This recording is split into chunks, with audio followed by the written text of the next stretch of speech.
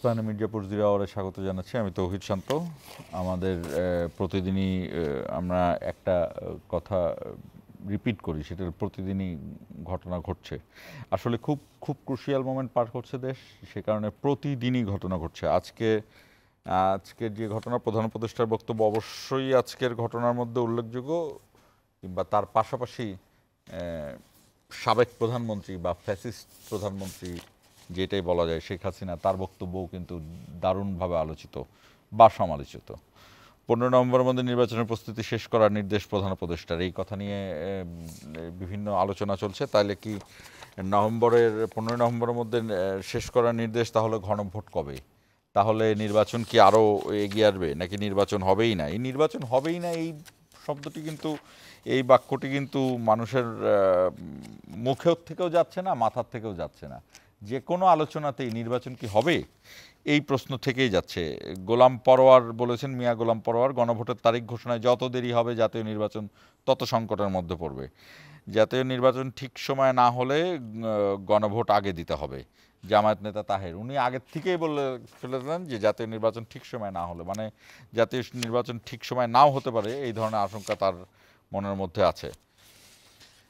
সালাউদ্দিন আহমেদ বলতেছেন, এখন মনে হচ্ছে রেফারি গোল দিচ্ছে। রেফারি মানে ঐক্যমত্য কমিশন। তাই এই সব কিছু মিলিয়ে আমরা আজকের যে বিষয়, এই বিষয়টি একটু অ্যাস্থেটিক দিক থেকে আমরা করেছি। সেটি হলো হার্ড লাইনের সরকার, থার্ড লাইনে কারা। হয়তো বা থার্ড লাইনের রাজনৈতিক দল হতে পারে, থার্ড লাইনে বিএনপি হতে পারে, এনসিপি হতে পারে, জামাত ইসলামী হতে পারে, আবার নাও হতে পারে। কিন্তু এই থার্ড লাইনে কারা, এটা জানার জন্য আমাদের সঙ্গে আমরা আলোচনায় ডেকেছি বাংলাদেশ জাতীয়তাবাদী কৃষক দলের সহসভাপতি আনাম খলিলুর রহমান ইব্রাহিম, আপনাকে স্বাগত, এবং জাতীয় নাগরিক পার্টির যুগ্ম সদস্য সচিব ফরিদুল হক, আপনাকেও স্বাগত। আমরা জানবো আজকে হার্ড লাইনে যদি সরকার হয়, থার্ড লাইনে আসলে কারা। দর্শক, বরাবরের মতো আমরা শিরোনামটি দেখে আসতে চাই, শিরোনাম দেখে আলোচনা শুরু করব। ঐকমত্য কমিশনের বিরুদ্ধে জনগণ ও রাজনৈতিক দলগুলোর সাথে প্রতারণার অভিযোগ ফখরুলের। এই ঐকমত্য কমিশন, এটা আমি বলবো জনগণের সঙ্গে এটা একটা প্রতারণা, রাজনৈতিক দলগুলোর সঙ্গে এটা প্রতারণা, এবং এটা অবিলম্বে এই বিষয়গুলো যদি আপনার একটা ব্যাখ্যা বলে দেন থাকি স্যার, আমি বলি যে আপনার সংশোধন করা প্রয়োজন বলে আমি মনে করি। জাতি বিভক্ত হবে মন্তব্য সালাউদ্দিন আহমেদের। গণভোট দেরিতে হলে জাতীয় নির্বাচন নিয়ে সংকট সৃষ্টির আশঙ্কা জামায়াতের। একই দিনে 2 ভোটে জটিলতা দেখছেন সেক্রেটারি জেনারেল। নির্বাচনের আগেই জুলাই সনদ বাস্তবায়ন চায় এনসিপি। উপদেষ্টাদের প্রার্থিতা বন্ধে আইন সংশোধনের দাবি গণ অধিকার পরিষদের। ডিসেম্বরের প্রথম সপ্তাহে জাতীয় নির্বাচনের তফসিল। 15 নভেম্বরের মধ্যে সব প্রস্তুতির নির্দেশ প্রধান উপদেষ্টার। যে ফেব্রুয়ারির প্রথমার্ধে ইলেকশন হবে, আর ইলেকশনের ডেটটা ঘোষণা করবেন ইলেকশন কমিশন, এবং ওনারা এই বিষয়ে বলেছেন তো সম্ভবত ডিসেম্বরের ফার্স্ট উইকে ওনারা জানাবেন।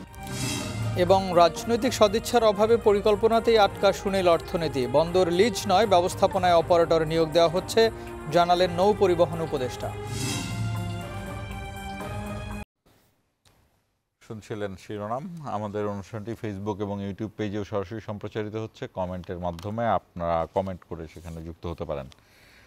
ফরিদুল হক এবং আনাম খলিলুর রহমান ইব্রাহিম, সরকার হার্ড লাইনে, এটি তো বলে দিলাম, সরকার নির্বাচন নিয়ে খুব হার্ড লাইনে। মিয়া গোলাম পরোয়ার এবং তাহের সাহেব দুইজনই বলছেন যে, তাহের সাহেবের কথায় মনে হচ্ছে যে নির্বাচন পিছিয়ে যেতে পারে, তিনি সেরকম চিন্তা করছেন। মিয়া গোলাম পরোয়ার বলছেন যে গণভোট যত দেরিতে হবে নির্বাচন তত পিছাবে বা সংকট বাড়বে, এইগুলো নিয়ে। আর মির্জা ফখরুল ইসলাম আলমগীর তো সরাসরি বললেন যে ঐকমত্য কমিশন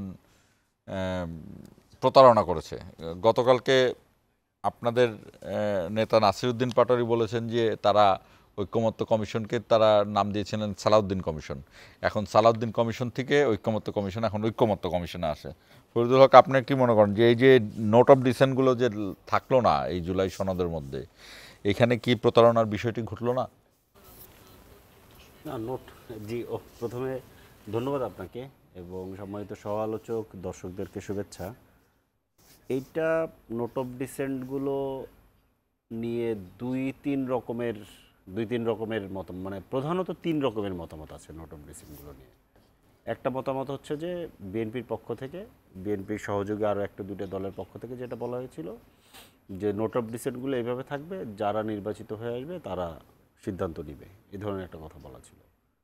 আবার আমরা বলেছিলাম হচ্ছে যে নোট অফ ডিসেন্ট সহই যেতে হবে, কারণ মানে নোট অফ ডিসেন্ট সহ হচ্ছে সেগুলোই নোট অফ ডিসেন্টে গিয়েছে যেগুলো বেশিরভাগ দল একমত হয়েছে, কেউ কেউ দ্বিমত করেছে, এগুলোতে নোট অফ ডিসেন্ট আছে। যেগুলো বেশিরভাগ দল একমত করে এগুলো কিন্তু বাতিল হয়ে গিয়েছে, মানে কিংবা অ্যারেঞ্জমেন্ট করতে পারে। যেমন এনসিসির প্রশ্নটা, এনসিসি নামে আর থাকে নাই, পরবর্তীতে কিন্তু এটা সাংবিধানিক প্রতিষ্ঠানসমূহ কিংবা সংবিধিবদ্ধ প্রতিষ্ঠানসমূহ ওই নামে, ওইখানেও কিন্তু আবার নোট অফ ডিসেন্ট আছে। আরেকটা দিকে ছিল যে যেটা হচ্ছে যে নোট অফ ডিসেন্ট যেগুলোতেই হবে, ধরেন কেউ একজন যদি একটাতে একটা নোট অফ ডিসেন্ট দেয় তাহলে সেটাকেই বাদ দিয়ে দিতে হবে। তাতে করে আসলে মোটা দাগে জুলাই সনদ আর থাকেই না, এরকম একটা ইয়েও কিন্তু আছে, একেবারে প্রায় সিরিয়াসলি আছে। মির্জা ফখরুল যে অভিযোগগুলো করলেন, এই অভিযোগগুলোকে আপনার কতটা যৌক্তিক মনে হলো? আচ্ছা, এখন ব্যাপারটা হচ্ছে যে অভিযোগগুলো ধরেন মনে করেন অভিযোগ পাল্টা অভিযোগ এগুলো তো আছেই। এখন ব্যাপারটা যেটা সেটা হচ্ছে যে আমরা এই জুলাই সনদ কেন করতেছি, এই জায়গাটা দেখতে হবে। জায়গাটা হচ্ছে যে আমরা একটা গণতান্ত্রিক যাত্রা শুরু করতে চাই। গণতান্ত্রিক যাত্রা শুরু করার জন্য আমাদের যে বেসিক একেবারে মিনিমাম যে জায়গাগুলো, সেগুলোই কিন্তু আসলে জুলাই সনদের মধ্যে এসছে। এবং বাংলাদেশের নতুন সংবিধান হচ্ছে না, নতুন আপনার ধরেন রাষ্ট্র কাঠামো হচ্ছে না, সেই পুরনো কাঠামোর ভেতরে একটা মিনিমাম ঘষামজা করে এটাকে একটা গণতান্ত্রিক দিকে নিয়ে যাওয়া, এটাই আসলে জুলাই সনদের, এটা নিয়ে আমরা গত 1 বছর ধরে আলোচনা করেছি। এখন প্রবলেম হয়েছে যে ধরেন মানে বিএনপি সহ এরকম আরও কিছু দল যারা আসলে ওই পুরনো কাঠামোর মধ্যেই থাকতে চায়, পুরনো কাঠামোটাই রাখতে চায়। তো আমাদের ধরেন প্রবল দাবির মুখে এবং গণ অভ্যুত্থানের পরে সৃষ্ট যে আকাঙ্ক্ষা, এই আকাঙ্ক্ষার চাপে তারা কিছুটা এগিয়ে এসছে, কিন্তু কিছুটা এগিয়ে আসলেও ধরেন তারা আসলে ওই পুরো ইয়েটা তাদের হাতে রাখতে চায়।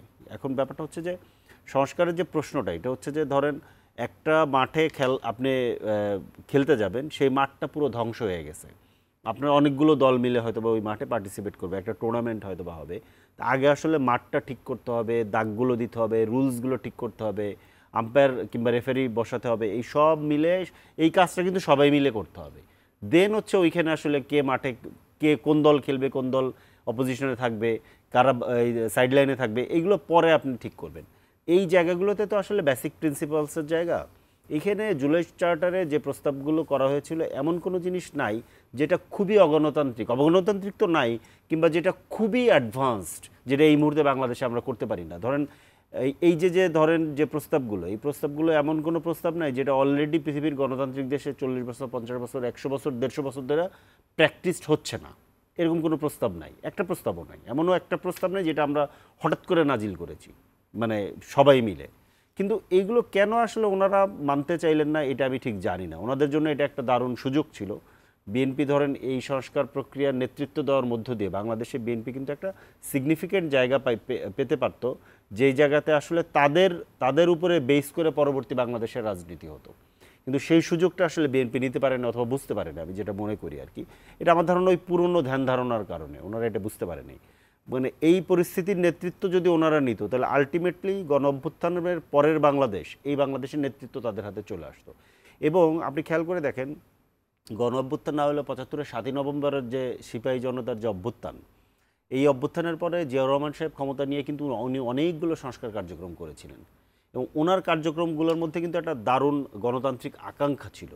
উনি সেনাবাহিনী থেকে আসা মানুষ, এবং অত একটা টার্মাল সিচুয়েশনের মধ্যে উনি হয়তোবা ওই রকম একটা গণতান্ত্রিক পরিস্থিতি তৈরি করতে পারেননি, কিন্তু উনি অনেকগুলো ধরেন ভুল করেছে। মানুষ ভুল করতেই পারে, এই ভুলগুলো উনি ইচ্ছাকৃত করছেন এটা আমি মনে করি না, অনেকগুলো পরিস্থিতিগত কারণে উনি অনেকগুলো ভুল করছেন। সেইগুলো থেকেও আসলে বর্তমান বিএনপি কোনো শিক্ষা নেয়নি। যেমন ধরেন তখন 77 সালে কিন্তু গণভোট করা হয়েছিল, গণভোট করার পরে এটাকে আবার সংশোধনী করতে গেছিল 5ম সংশোধনীতে। গণভোট করার পরে তো সংশোধনীর ব্যাপার নাই, গণভোট তো আসলে জনগণের চূড়ান্ত রায়। এই যে সংশোধনী করতে গেল, সংশোধনী করতে গিয়ে যেটা হইলো, এইটাকে কিন্তু পরবর্তীতে 20 বছর পরে ধরেন কোর্টের হাতে ঠেলে দেওয়া হলো। কেন? বেসিক ডক্ট্রিন বলে একটা ধরেন ব্যাপার আছে, বেসিক স্ট্রাকচার ডক্ট্রিন। বাংলাদেশের সংবিধানে এই যে 5ম সংশোধনী এবং 8ম সংশোধনী, এই দুইটা সংশোধনী যে বাতিল করা হয়েছে, এটার জন্য যে যুক্তি তোলা হয়েছে যে বেসিক স্ট্রাকচার ডক্ট্রিন, মানে ব্যাপারটা হচ্ছে যে বেসিক স্ট্রাকচারের ভেতরে হাত দেওয়া যাবে না, সংবিধানের বেসিক স্ট্রাকচারে হাত দেওয়া যাবে না। এখন এইবার যেটা হয়েছে, আমরা 84টা প্রস্তাবে রাজি হয়েছি, মানে 84 প্রস্তাবটা সর্বশেষ এসছে, এর ভিতরে 48টা প্রস্তাব হচ্ছে সংবিধান সম্পর্কিত, যার ভিতরে অনেকগুলো প্রস্তাব আছে হচ্ছে বেসিক স্ট্রাকচার। তো বেসিক স্ট্রাকচারের যে প্রস্তাবনাগুলো, এইগুলো আসলে সরাসরি জনগণকে ইনক্লুড করে আপনার এটা চেঞ্জ করতে হবে, এরকম একটা পদ্ধতি খুঁজে বের করতে হবে। তো ওই জায়গা থেকে আমরা বারবার বলছি যে এর জন্য বেস্ট পদ্ধতি হচ্ছে গণপরিষদ করে ফেলা, তাহলে আর কোনো ধরেন প্রশ্ন থাকে না। কিন্তু ওই জায়গাতে ওনাদেরকে রাজি করানো যায় নাই। এখন ব্যাপারটা হচ্ছে যে মানে পেছন থেকে, মানে পেছনে টেনে রাখলে কি সুবিধা হয় আমি ঠিক আসলে জানি না। মানে ধরেন এখানে যদি আপার হাউসে পিয়ার হয়, পিয়ার হলে কি হবে, বিএনপির 10টা সিট কম পাবে, 20টা সিট কম পাবে। এই তো ধরেন যদি সাংবিধানিক প্রতিষ্ঠানগুলো স্বাধীন থাকে, নির্বাহী বিভাগের বাইরে থাকে, সারা পৃথিবীতে যেটা আছে, তাহলে কি হবে? আমি একটু সরকারটা একটা রহমান ইব্রাহিমের কাছে জানতে চাই, আপনার পেছন থেকে টেনে রাখছেন কিনা? ধন্যবাদ আপনাকে। বা আপনার কি এই যে সরকার যে হার্ড লাইনে চলে গেল, আপনার কি থার্ড লাইনে পড়লেন কিনা? সম্মানিত আমার সহ-আলোচক, অত্যন্ত মজার একটি বিষয় যায় থার্ড লাইন এবং কি হার্ড লাইন এবং থার্ড লাইন। থার্ড লাইনে সরকার, থার্ড লাইনে বিএনপি কিনা?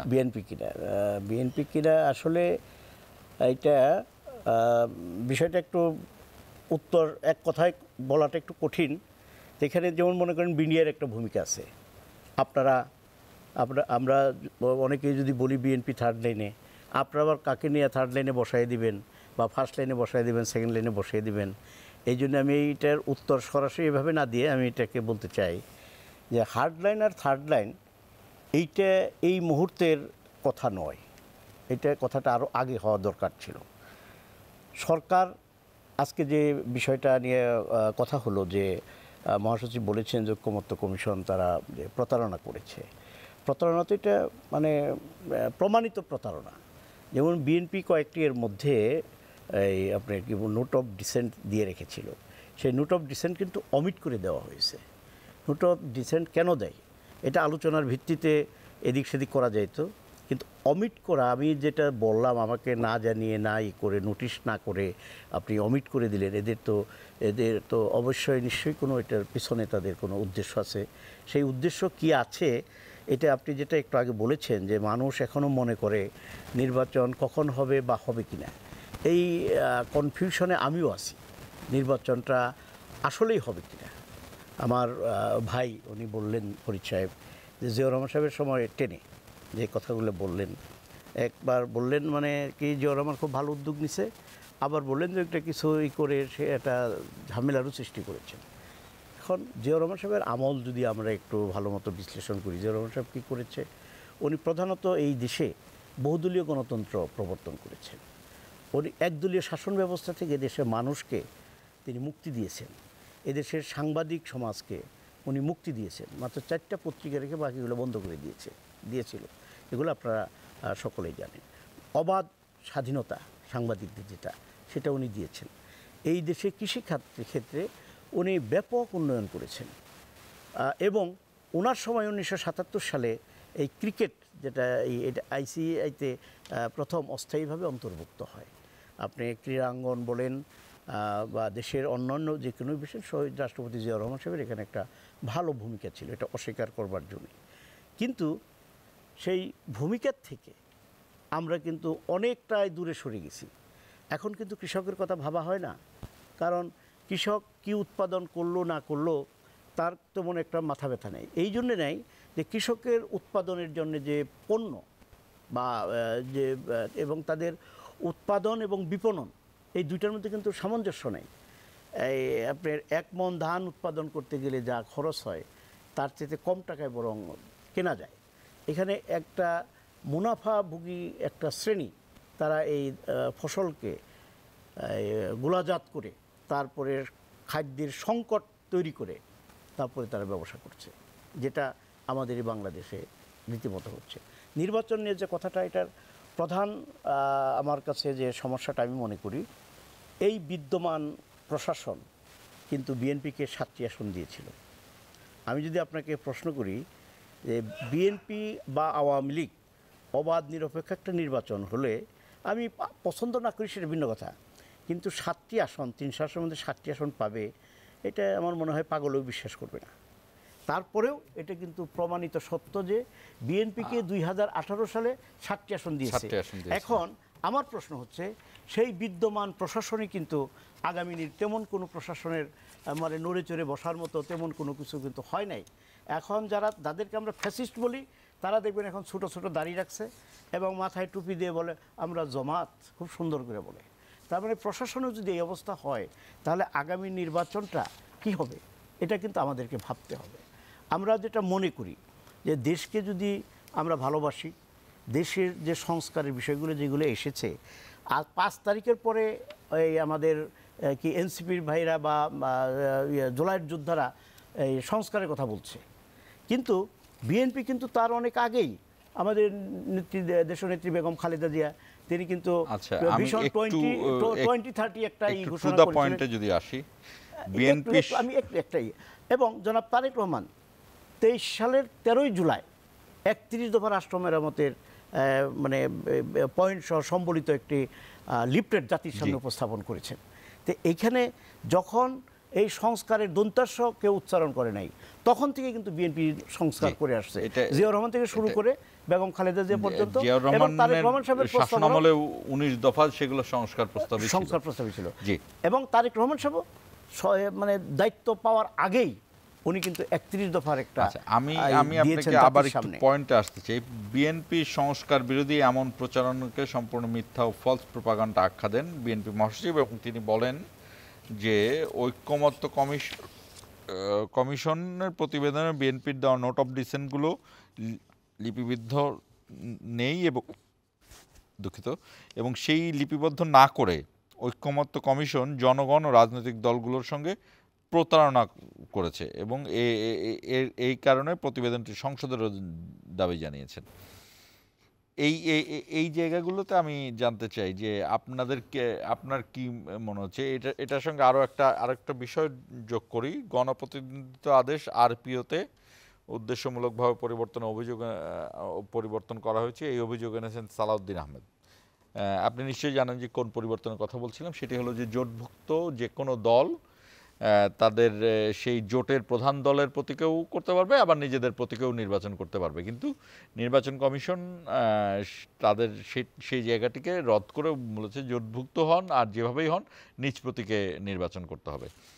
তো এই জায়গাগুলো নিয়ে আপনার দলের নেতারা আলোচনায় এসেছেন, যে কারণে আমরা আজকে বিষয়টা রেখেছি যে সরকার তো তার বিষয়ে খুবই হার্ড লাইনে, এবং যেগুলো দেখা যাচ্ছে সেই সব কিছুই হার্ড লাইন হলো বিএনপির জন্য। তাহলে কি বিএনপি থার্ড লাইনে কিনা? বিএনপি থার্ড লাইনে না, বিএনপি একটি যৌক্তিক জায়গায় অবস্থান করছে। এটাকে আপনারা কোনভাবে কোন লাইনে নেবেন সেটা আমি আপনাদের উপর ছেড়ে দিলাম। না, আমরা কোনো লাইনে নিতে চাই না। সরকারের অবস্থান থেকে আমরা এটা একটা রেটরিক টাইপের পলিটিক্যাল রেটরিকের মতো আমি নামটা দিয়েছি। যাই হোক, আমি মানে ফার্স্ট লাইন সেকেন্ড লাইন বাদ দিয়ে আগেই থার্ড লাইনে যেতে চাই না। তার আগে আমি কিছু কথা বলতে চাই। আমাদের মহাসচিব স্যার যেটা বলেছেন যে প্রতারণা করেছে, উনি যথার্থই বলেছেন, এখানে কোনো যদি এবং কিন্তু নেই। তারপরও 15ই নভেম্বরের মধ্যে, আজকে হলো এই মাসের মানে আগামীকাল বা হলো শেষ দিন, 30 না 31, এটা যাই হোক শেষ দিন বা নভেম্বরের 1 তারিখ, 2 দিন পরেই হয়তো। এখন আগামী 15 দিনের মধ্যে উনি যেটা বলেছেন নির্বাচনে, এই পরিস্থিতিতে এইভাবে উনি কি মনে করে এটা বললেন? এটা কি রাজনৈতিক অঙ্গনে একটা অস্থিরতা তৈরি করবার জন্যে? প্রত্যেক নির্বাচনের একটা বিষয় আছে, সেটা কি নির্বাচনটাকে কিভাবে হবে। আপনি ফুটবল খেলার মাঠে বা ক্রিকেট খেলার মাঠে যারা দাগ দিবে, যারা রেফারি করবে, কী করবে, তাদেরও তো একটা সংশোধনী আছে। যিনি লাইনার কাটবেন উনিও তো পক্ষপাতিত্ব করতে পারে, রেফারি উনি নিজেও তো পক্ষপাতিত্ব করতে পারে।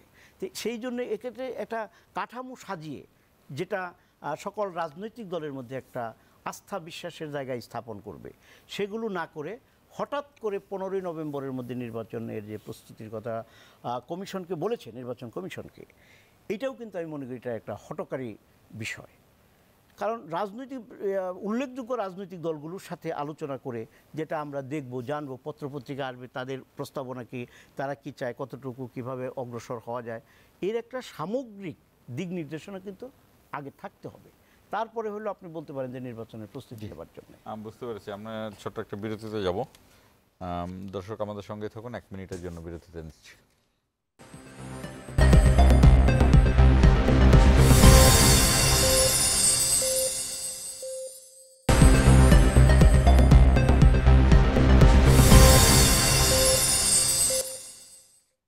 আবারও স্বাগত ইস্পানি মিডিয়া 4 আওয়ারে।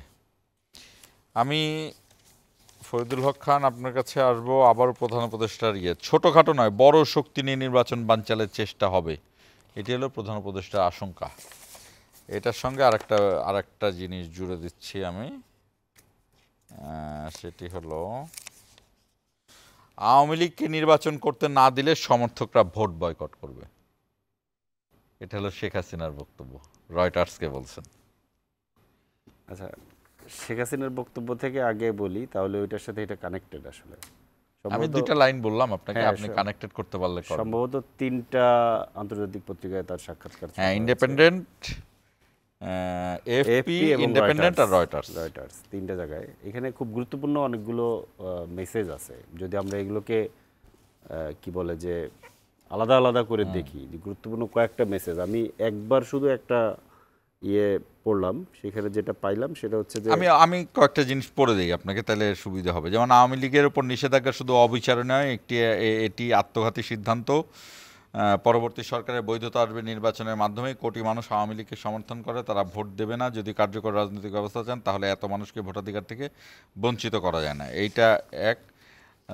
2 নাম্বার হলো যে তিনি এই গণহত্যার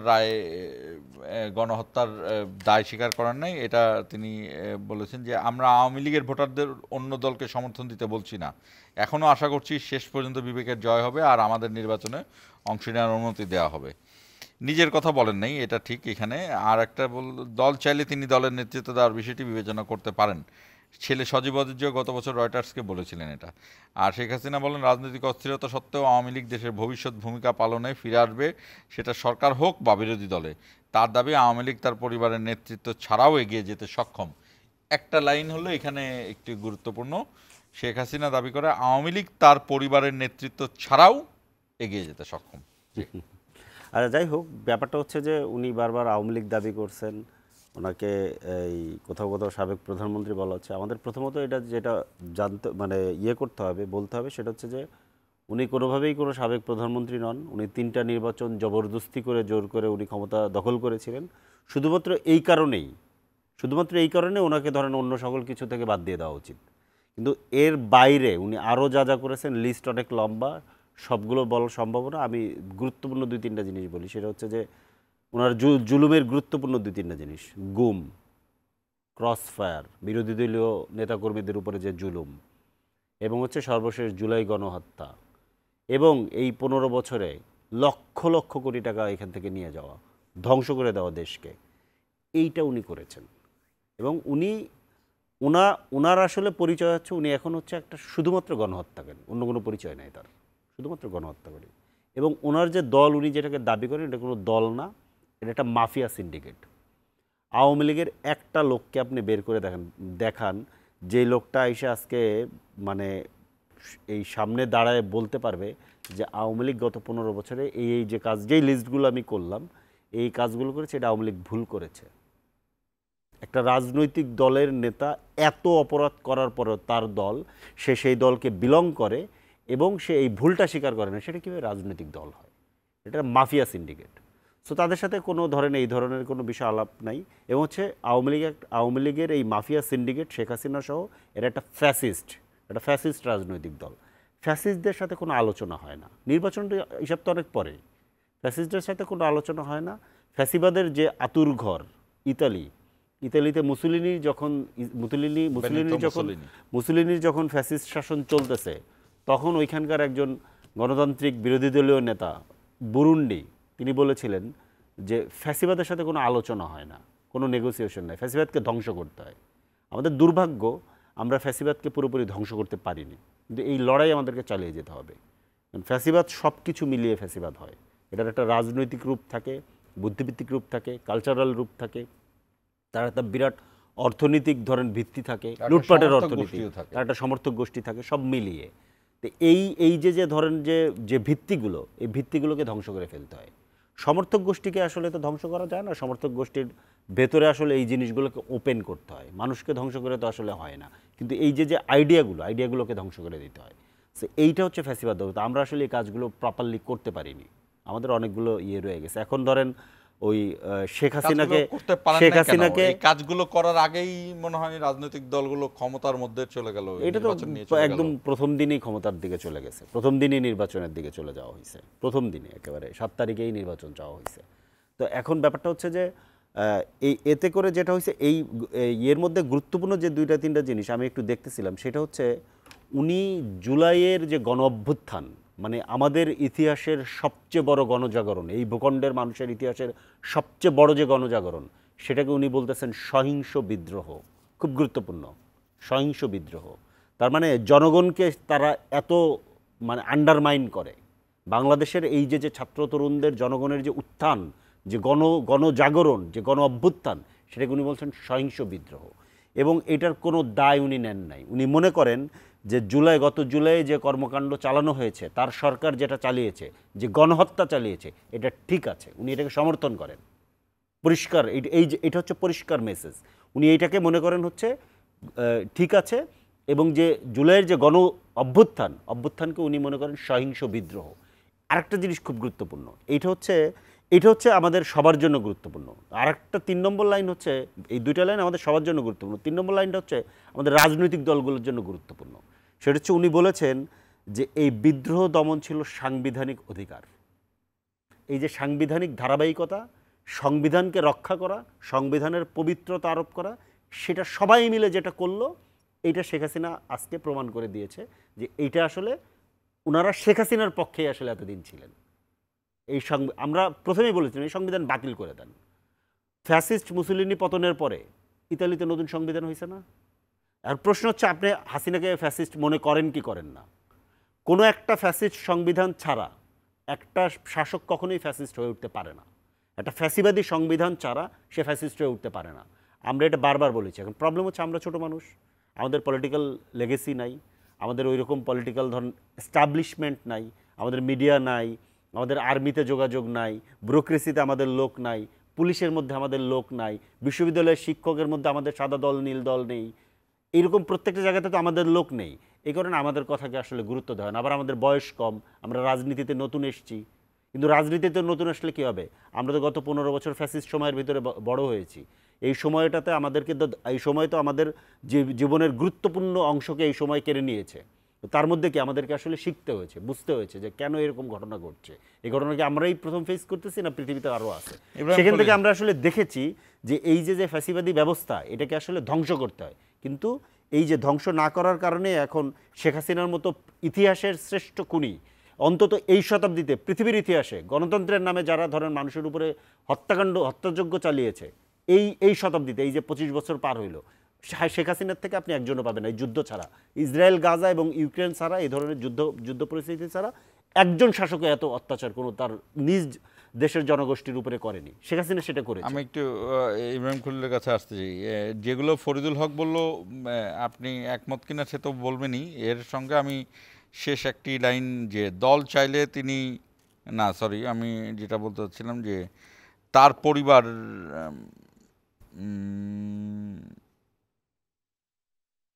আওয়ামী লীগ তার পরিবারের নেতৃত্ব ছাড়াও এগিয়ে যেতে সক্ষম।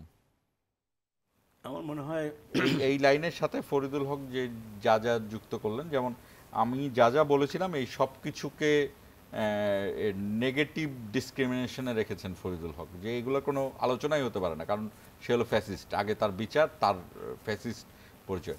আমি আপনার কাছে তারপরও এই সবের সাথে আরেকটু আনলাম, সেটি হলো যে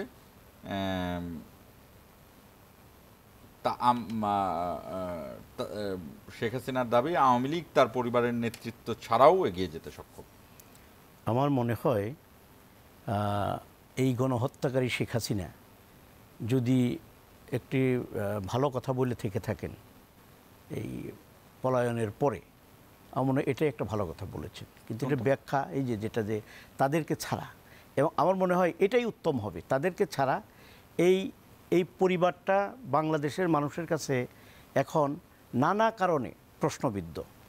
তো এদের বাইরে দল আওয়ামী লীগ তো আর ফ্যাসিস্ট না, আওয়ামী লীগের নেতৃবৃন্দরা এই ফ্যাসিস্ট আওয়ামী লীগ ফ্যাসিস্ট না, আওয়ামী লীগ দলটাকে বলতেছি আমি, দলটা তো একটা নাম তো আর সে তো আর এদিক সেদিক যেতে পারে না। আমার কর্মকাণ্ডের কারণে আমার দলের দুর্নাম সুনাম এগুলো হবে। তো এই আওয়ামী লীগের বা শেখ পরিবারের কোন মানুষটা বিতর্কের ঊর্ধ্বে দেখেন? এই শেখ পরিবারের কে বর্তমানে আছে যারা মানে কি বলে যে এই দলের নেতৃত্বে বিভিন্ন জায়গায়, গোপালগঞ্জ থেকে শুরু করে বিভিন্ন জায়গায়। হ্যাঁ, কয়টা হলো আমি যেটা বোঝাইতে চাইছি, উনি যদি এটা মনে করেন যে তারা আওয়ামী লীগ করবেন না, বা তাদের যারা এই দেশ থেকে পলায়ন করেছে, অন্যায় করেছে, তাদেরকে বিচার করে বিচারের আওতায় এনে যদি ফ্রেশ একটা আওয়ামী লীগ এই নামেই হোক বা অন্য নামেই হোক, তাহলে আমার মনে হয় এটা অন্তত কিছুটা সংগঠিত হতে পারবে। মানে আওয়ামী লীগের সংগঠিত হতে পারবে, মানে আওয়ামী লীগের সংগঠিত হওয়া উচিত। এবং আমি আমি আমি যেটা বলতে চাচ্ছি সেটা মানে সুস্পষ্টভাবে এটা হলো যে সেটা হলো মাইনাস শেখ পরিবার একটা আওয়ামী লীগ, এটা মানে কী বলে যে আমার ব্যক্তিগত অভিমত, আমি এটা দলীয় দৃষ্টিকোণ থেকে না, আমার মনে হয় আমার ব্যক্তিগত অভিমত একটা সংগঠন দাঁড়াইতে পারে। তো এখন এই যে আপনি দেখেন গত 17 বছরে তারা যা করেছে, তারা কিন্তু তাদের বিবেকের তাড়নায়, তারা কিন্তু কেউ পলিয়ে দেয় নাই, তারা সব একজোট হয়েছে। 500 হাসিনার বাদেও 626 জন তারা ক্যান্টনমেন্টে জায়গা নিছে। আমি কতটুকু অপরাধ করেছি, আমার পাপের বোঝা কতটুকু, আমি সেটা বুঝেই আমি কিন্তু আমার গর্ত বলি, ঘর বলি আর ক্যান্টনমেন্ট বলি, আমি কিন্তু ঢুকে পড়েছি। সুতরাং এই লোকগুলোর যদি বিচার করতে হয়, এখন আপনি কিভাবে বিচার করবেন? তারা তো পালিয়ে গেছে। এই দেশের একজন জাতীয় মসজিদের ইমাম পর্যন্ত পালিয়ে গেছে, খতিব পর্যন্ত পালিয়ে গেছে, মন্দিরের পুরোহিত পালিয়ে গেছে, তারা তো পলাইছে, পুরো মানে এটাই পালিয়ে গেছে, তারপরে খতিব পর্যন্ত পালিয়ে গেছে। তার মানে তাদের যে ফ্যাসিস্টের যে নমুনা, তার পরিমাণ কত ব্যাপক যেটা আমরা জানি, যে পরিমাণ, আমার মনে হয় এর চেয়েতেও আরও অধিক পরিমাণ ঘটনা রয়েছে ভিতরে। যেইভাবে যে আয়নাগরের সৃষ্টি, আয়নাগরের আমরা সংখ্যা কতগুলো পাইছি, আর কতগুলোর হদিস নেই, এই সংখ্যা নির্ণয় কিভাবে করা যাবে? তারপরে আপনার মনে করেন যে হেলিকপ্টার দিয়ে গুলি করে মাসুম বাচ্চাদেরকে পর্যন্ত হত্যা করলো, কি এমন কি না করছে তারা। তো সে যারা এগুলো করেছে, এগুলোর সাথে জড়িত আমার ধারণা 2-4-5 জন বাদে তারাই সর্বাগ্রে গাট্টি ফুচকা নিয়ে পালিয়ে গেছে। আমরা শুনি কোথাও যে তাদের যে অর্জিত টাকা অবৈধভাবে সেই টাকা পয়সা খরচ করে বিভিন্ন জায়গায় দিয়ে, বর্ডারে দিয়ে তারা এই দেশ থেকে পালিয়ে গেছে। বিরতিতে যাব। আপনার কি ওনার এই বক্তব্যের বিরুদ্ধে কোনো কথা আছে? অনেক কথা আছে। আমি বিরতি থেকে ফিরি, তাহলে আবার 1 মিনিটের জন্য বিরতি নিচ্ছি, ফিরছি কিছুক্ষণ পরে, আমাদের সঙ্গেই থাকুন।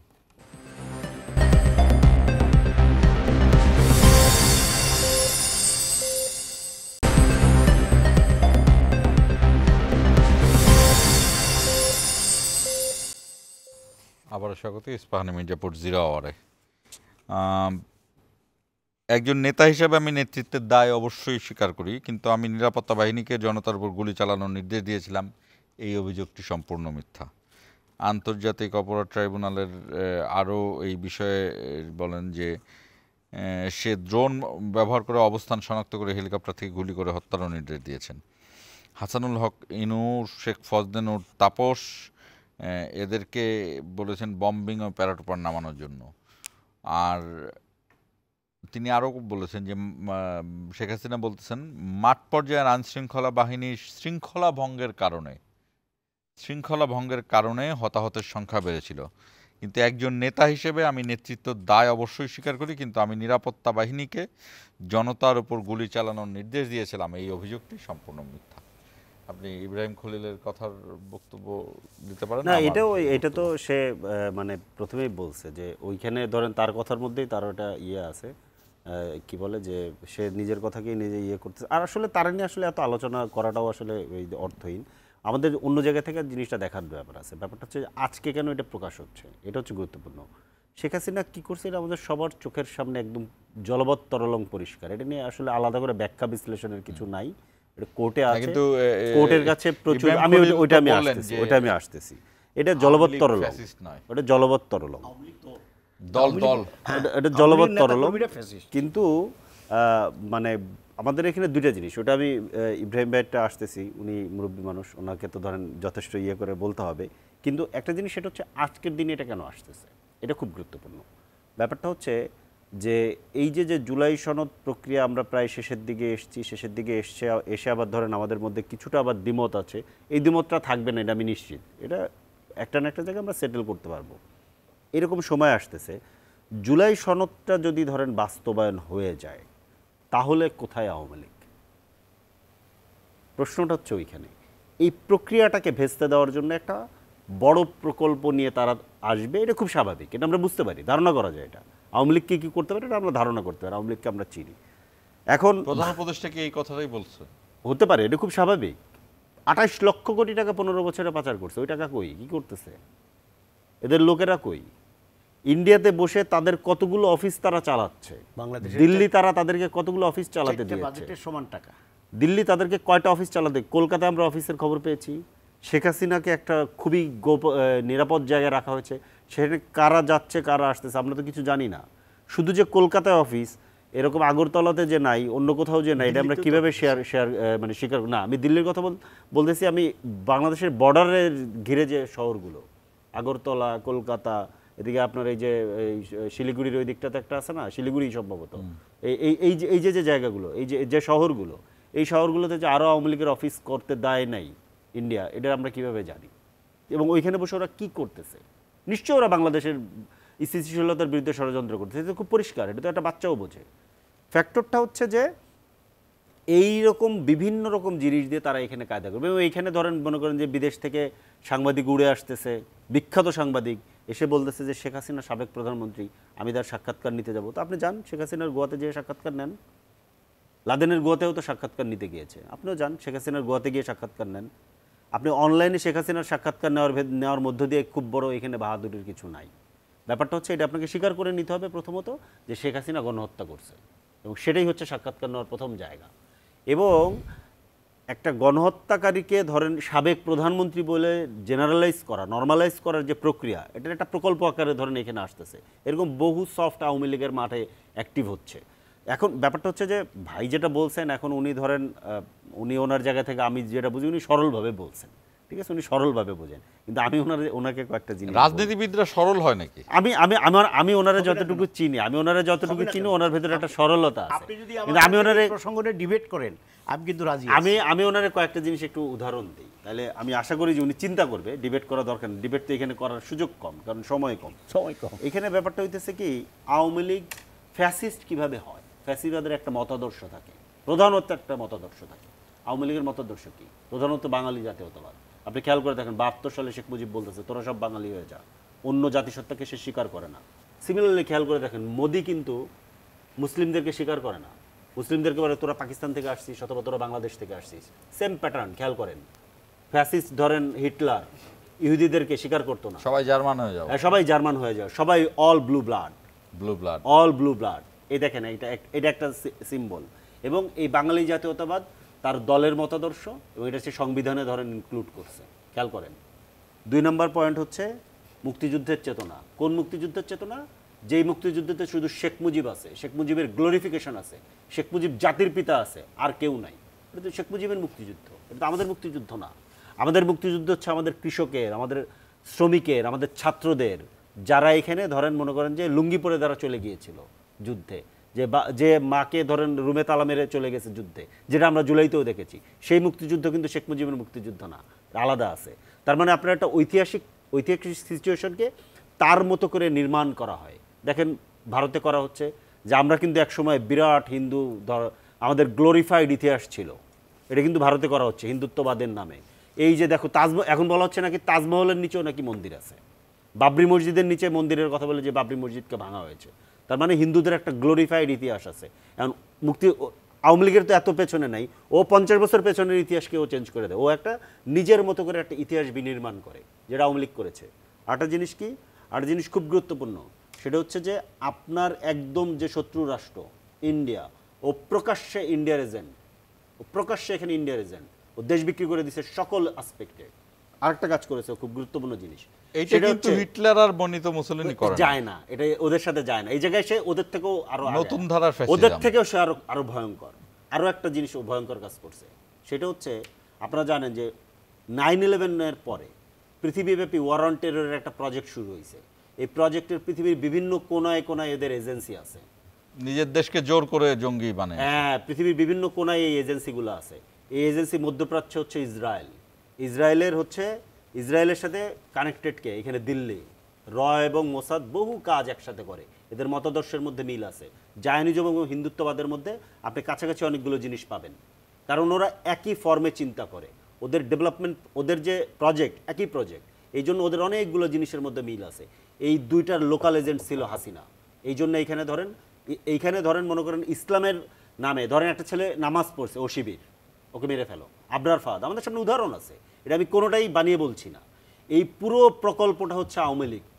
এই আওয়ামী লীগের ভেতরে এখানকার কালচারাল এস্টাবলিশমেন্ট আছে, বুদ্ধিজীবী পীযূষ নামে একজন অভিনেতা ছিল যে একটা সংগঠন করে বলেছিল যে টাকনুর উপরে যাদের পায়জামা এক্স্যাক্টলি কালচারাল ফ্যাসিস্ট, আমি এটাই বলছিলাম। কালচারাল সে ফ্যাসিস্ট অনেকদিন বাংলাদেশে অভিনয় বুদ্ধিজীবীরা আছে। বুদ্ধিজীবীরা ধরেন এখানে মনে করেন যে কেন জঙ্গিবাদকে দমন করার জন্য র্যাব এবং ধরেন এই যে গোয়েন্দা বাহিনী ডিজিএফআই এই কাজ করবে, সেজন্য ন্যারেটিভ উৎপাদন করা হয়েছে, কলমের পর কলম লেখা হয়েছে। আওয়ামী লীগের এই বুদ্ধিভিত্তিক ফ্যাসিবাদ, এই সবটা মিলে আসলে আওয়ামী লীগ। এবং আমার হিসাবে একদম পরিষ্কার হচ্ছে যে আপনি দ্বিতীয় বিশ্বযুদ্ধ শেষ হওয়ার পরে আপনি কি ন্যাৎসি পার্টির রাজনীতি করতে দিবেন? হিটলার তো মারাই গেল, হিটলার তো আত্মহত্যাই করছে, তারপরে কি ন্যাৎসি পার্টির রাজনীতি করতে দিবেন? প্রশ্নই আসে না। আপনি ফ্যাসিস্ট পার্টিকে ইতালিতে রাজনীতি করতে দেওয়া হয়েছিল না। আওয়ামী লীগ এখানে রাজনীতি করার কোনো অধিকার রাখে না, ও ডান, এটা নিয়ে কোনো আলোচনাই নেই। যদি আওয়ামী লীগের লোকেরা গণতান্ত্রিক কেউ হয়, তারা নতুন রাজনৈতিক দল করুক, যারা গণতান্ত্রিক, যারা কোনো অপরাধ করে নেই, ওয়েলকাম। কিন্তু আওয়ামী লীগ নামে এখানে কোনো রাজনীতি হওয়ার কোনো সুযোগ নাই। কেন নাই? এই যে আমি যেটা বললাম, খেয়াল করে দেখেন, এই পুরোটা আইডিয়াকে সংবিধানের ভেতরে বাঙালি জাতীয়তাবাদ ইনক্লুড করা আছে। ধর্মনিরপেক্ষতাকে ব্যবহার করে এখানে এন্টি ইসলাম ধরেন প্রকল্প হাজির করা হয়েছে। এই সকল জিনিস রাষ্ট্রকে ব্যবহার করা হয়েছে। এই জিনিসকে ধরেন আপনি আবার কোনোভাবে নর্মালাইজ করতে পারবেন না, এটা হবে না। কারণ এইটাকে নর্মালাইজ করতে গেলে যেটা হবে মূলত, এটা আমাদেরকে ফেস করে এটাকে নর্মালাইজ করতে হবে। আমাদেরকে ফেস করতে হবে। কীভাবে ফেস করতে হবে? আমাদেরকে বুদ্ধিভিত্তিকভাবে ফেস করতে হবে, এবং যদি আপনারা শক্তি প্রয়োগ করেন, আমাদের সাথে শক্তিও ফেস করতে হবে। আমরা তো খালি হাতে নামছিলাম, আবার নামবো, আমরা বারবার নামবো, কারণ এই ভূখণ্ড আমাদের। তো এটাকে রক্ষা করা, এই ভূখণ্ডের মানুষদেরকে রক্ষা করা আমাদের দায় আছে। তো সেই দায় নিয়ে আমরা জুলাইয়ের রাস্তায় নেমেছিলাম, আবার নামবো আমরা, এটা নিয়ে কোনো আমাদের আপত্তি নেই। কিন্তু এটা আমাদেরকে ফেস করে আপনাকে আসতে হবে। এই প্রত্যেকটা জিনিসকে ফেস করতে হবে। আওয়ামী লীগকে এটা ফেস করতে হবে। আপনি বলে দিবেন যে আমি কিছুই করিনি, আমার কোনো দায় নাই, এটা ছিল একটা সহিংস আন্দোলন কিংবা সহিংস বিদ্রোহ, এবং এটা আমার সাংবিধানিক অধিকার। হোয়াট দ্য ফাক অফ সংবিধান? এই জন্য আমরা এই সংবিধান বাতিল চাই। এটাই এই রাজনৈতিক দলগুলো বোঝেনি। না বোঝার কারণে বাংলাদেশে এই আলাপগুলো এখনো এসে আমাদের করতে হচ্ছে। আমরা একদম শেষ প্রান্তে। হ্যাঁ, ফরিদুল হক যেভাবে বললেন যে আওয়ামী লীগ নামে আসলে কোনো দল হবে না, আমি ওনার সাথে দ্বিমত করব না। উনি খুব সুন্দর কথা বলেছেন, কিন্তু কথাগুলো আমার কাছে মনে হয়েছে একটু একতরফা। কীরকম একতরফা? বাঙালি জাতীয়তাবাদ আওয়ামী লীগের দর্শন, সেটা শহীদ রাষ্ট্রপতি জিয়াউর রহমান কিন্তু বাংলাদেশি জাতীয়তাবাদ করেছিলেন, এবং বাংলাদেশি জাতীয়তাবাদ এদেশের মানুষ নির্দিষ্ট ভূখণ্ডকে বসবাসকারী সকলকে এখানে বাংলাদেশি জাতীয়তাবাদকে কিন্তু এতটাই শক্তিশালী এবং যৌক্তিক যে আওয়ামী লীগ এটাকে বাদ দিতে পারে না। সেটাই বলতেছি। সেই এখন প্রশ্ন হলো যে যারা বাঙালি জাতীয়তাবাদ মানে কি বলে ধারক বাহক, আমরা কি দেখলাম? কথাগুলো বলতে গেলে একটু বেশি হয়ে যায়, আমি ওই পর্যায়ে বলবো না, একটু ইশারাঙ্গিতে বলতে চাই যে এই জুলাই আন্দোলনের আগ মুহূর্তে আমরা কিন্তু দেখলাম তাদের ঘরে অনেকেই লালিত পালিত হয়েছে। এখন তাদের ঘরে লালিত পালিত হয়ে আপনি যেই ঘরে লালন পালন করবেন, পরে রং বদলাই আপনি আবার তাদের সম্পর্কে নানাবিধ উৎসাহ রটাবেন। মানে আপনি কি এনসিপি যারা ছাত্রলীগের ছিল তাদের কথা বলতে যাচ্ছেন? এনসিপি কেন, আপনি দেখেন না, এই যে আজকে যে আপনি ডাকসু জাকসু রাকসু যা হচ্ছে, এটা তো যে সেই হেলমেট বাহিনী, ছাত্রলীগ যারা হেলমেট পরে এই করতো, সন্ত্রাসী মাস্তানি করতো, আর রক কাটা শিবির প্রসিদ্ধ নাম, রক কাটা এবং হেলমেট বাহিনী, এই দুই বাহিনী যখন একত্র হয়েছে, তখন কিন্তু আজকে যেই ডাকসু রাকসু এখানে এই পরাজয় হচ্ছে। কিন্তু এই হেলমেট কতক্ষণ খুলে থাকবে? এই হেলমেট কিন্তু এরা মাথায় দিবে যদি না, এটার সুযোগ সাথে পায়। আওয়ামী লীগের রাজনীতি করার যোগসাজশ কোথায়? না, রাজনীতিকর যুগ সাজস মানে প্রেক্ষাপটের কথা আমি বলতেছি, যে সকল প্রেক্ষাপট সৃষ্টি হয়েছে, আমরা যদি শুধুমাত্র বাংলাদেশ জাতীয়তাবাদেরকে গুরুত্ব দিই, তাহলে তো আপনার সাথে সম্পর্ক থাকবে বিএনপির সাথে। আপনার সাথে তো যারা বাঙালি জাতীয়তাবাদকে ধারণ করে এসেছে, এখন হয়তো বাধ্য হয়ে সেটাকে মেনে নিতে হচ্ছে, মনে করছে দেশের মানুষ এটাকে গ্রহণ করবে না এই কারণে। কিন্তু আপনি তো সেই পথে নাই, আপনি তো ওই জি। পথ ঘুরেই আবার আসছেন। ধন্যবাদ ফরিদুল হক, ধন্যবাদ খলিলুর রহমান ইব্রাহিম আপনার আমাদের সঙ্গে যুক্ত হওয়ার জন্য। আওয়ামী লীগ রাজনীতি করবে কিনা, নতুন নামে করবে কিনা, বা আওয়ামী লীগ নামে করবে কিনা, সেটার নেতৃত্ব কে দেবে, এগুলোর সিদ্ধান্তটা অনেক সময় মানে রাজনৈতিক দলের নেতাদের জন্য এটা বলা খুব সহজ, তারা বলে দেন জনগণই এটার সিদ্ধান্ত নেবেন। কিন্তু খুব ক্রিটিক্যালি অ্যানালাইসিস করে এটা সিদ্ধান্ত দেওয়াটা, যে এটা আসলে এই সিদ্ধান্তটা কিভাবে আসবে, এটা খুব দুষ্কর, খুব কঠিন।